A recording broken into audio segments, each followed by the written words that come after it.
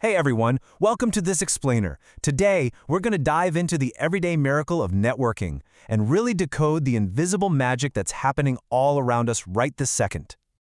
Okay, think about this for a second. You click a link, and raw data gets shattered into thousands of microscopic pieces, zips across cables and satellites, and then just reassembles perfectly on your screen in under a second.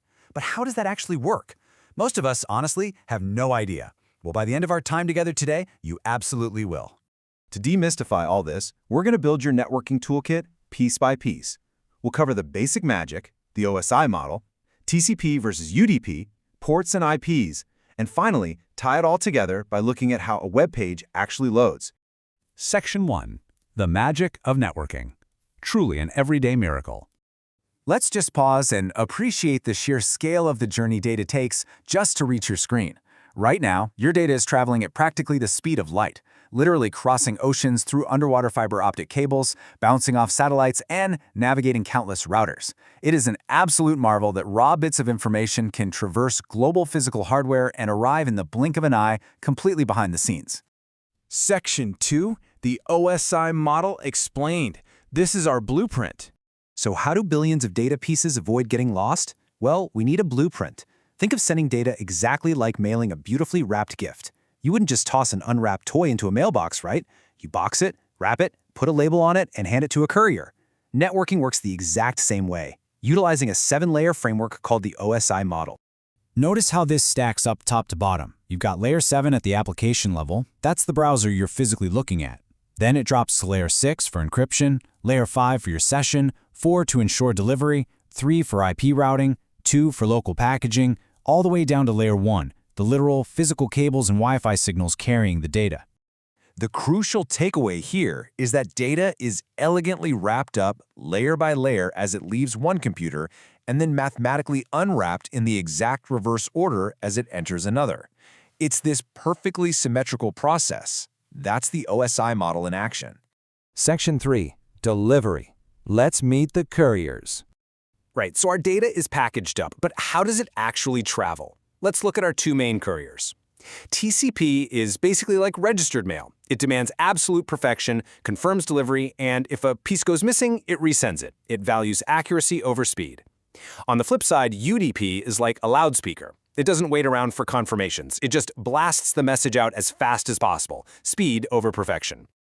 When you look at the real-world applications, these priorities totally make sense. I mean, a tiny bit of lost data won't ruin a UDP live video call or a gaming session. You might just see a brief glitch on screen. But that same tiny bit of lost data, that would absolutely devastate a TCP bank transfer or a critical file download. Section 4. Ports, protocols, and IPs. Time to check the map. Okay, so the courier is moving. But how on earth does it find the exact right door on your machine? Well, 65,535. That is the wild number of digital doors, called ports, sitting on your computer right now waiting to receive information. Actually, a great way to visualize this is to think of your computer as a massive apartment building. The IP address, that's the building's street address. It gets the data to your specific building, but the port number makes sure that data slides under the exact right apartment door once it gets inside. Here are some VIP doors you're probably using every single day. Port 80 handles standard web traffic. Port 443, that's secure traffic. It's literally the reason you see that little padlock icon when you're shopping online. Port 22 is for secure remote access, or SSH. And port 25 is busy routing all your emails via SMTP. So you knock on the port door, right? Now you have to actually talk to whoever answers. That is where protocols come in. Protocols are simply the established rules, the designated language that dictates how both computers will communicate once that door opens. But wait, to find that apartment building in the first place, you need the street address. You've probably heard of IPv4. It's the older system, standard numbered formats.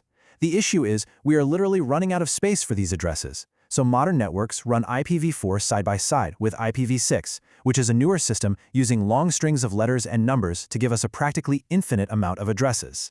Section 5. Loading a web page. Let's synthesize all of this. Okay, you've got the whole toolkit. Now let's watch it all spring into action when you load a single web page. Check out this flow. First, you type a URL into your browser. Second, DNS acts like the internet's phone book, translating that human-friendly address into a machine-friendly IP address. Third, your computer and the server do a TCP handshake to guarantee a reliable connection. Fourth, your browser fires off a secure HTTP request, usually hitting that VIP port 443. And finally, the server responds and your browser renders the page. All of that wrapping, routing, knocking, and unwrapping happens in under a second every single time you open a tab. Let's do a really quick recap of the toolkit we just built in this explainer. The OSI model handles the 7 layers of wrapping and unwrapping data. TCP and UDP give us reliable versus fast delivery. Ports and protocols are our digital doors and the languages they speak. IPv4 and IPv6 act as our addressing systems, and DNS sits right on top as the phone book, making the whole shebang human-friendly. The next time you hit enter on a URL, just take a second to think about the millions of invisible handshakes, couriers, and digital doors springing into action just for you.